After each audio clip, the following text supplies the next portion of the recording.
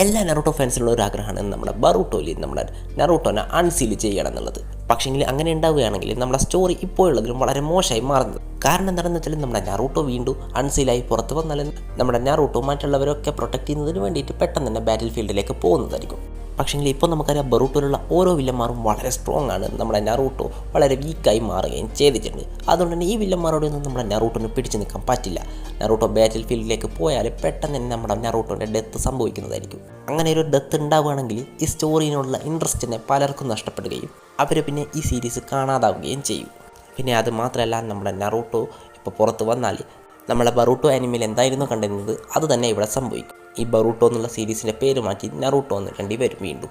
എന്താണെന്ന് വെച്ചാൽ ഇത് നറൂട്ടോൻ്റെ ഷോ ആയി മാറുന്നതായിരിക്കും. നമ്മുടെ ബറൂട്ടോനും ഹിമവാരി മറ്റുള്ള സൈഡ് ക്യാരക്ടേഴ്സിനും തന്നെ ഒന്നും ചെയ്യാനുണ്ടാവില്ല. പിന്നെ നമ്മുടെ കവാക്കിയും ബറൂട്ടോയും തമ്മിലുള്ള ഫൈറ്റും ഉണ്ടാവുമെന്ന് എനിക്ക് തോന്നുന്നില്ല. ഈ ഒരു കാരണങ്ങൾ കൊണ്ട് തന്നെ നമ്മുടെ നറൂട്ടോ ഇപ്പോൾ സീലായി നിൽക്കുന്നത് തന്നെയാണ് നല്ലത്. നമുക്ക് എന്തായാലും ഉറപ്പിക്കാം നമ്മുടെ നറൂട്ടോയുടെ കംബാക്ക് അതെന്തായാലും ലെജൻഡറി തന്നെ ആയിരിക്കും. സോ ഇതിനെക്കുറിച്ച് നിങ്ങളുടെ അഭിപ്രായം എന്താണെന്ന് പറയുക. അതുപോലെ തന്നെ ഇന്ന് നമ്മുടെ ചാലഞ്ചിൻ്റെ ഡേ 2 ആണ്. നമ്മുടെ ചാലഞ്ച് തുടങ്ങുമ്പോൾ നമ്മുടെ ചാനലിന് ഇത്ര സബ്സ്ക്രൈബേഴ്സ് ആയിട്ട് ഉണ്ടായിരുന്നത്, എന്നാൽ ഇപ്പോൾ ഇത്രയായി മാറിയിട്ടുണ്ട്. ഏകദേശം 30 കൂടുതൽ സബ്സ്ക്രൈബേഴ്സ് ഇപ്പോൾ നമ്മുടെ ചാനലിന് കൂടിയിട്ടുണ്ട്. ഇതേപോലെ തന്നെയുള്ള സപ്പോർട്ട് ഇനിയും ഉണ്ടാവുമെന്ന് പ്രതീക്ഷിക്കുന്നു. സോ ഈ road to 10K challenge complete ചെയ്യുക, എല്ലാവരും ഒന്ന് സപ്പോർട്ട് ചെയ്യുക. അപ്പോൾ ഓക്കെ, ബൈ.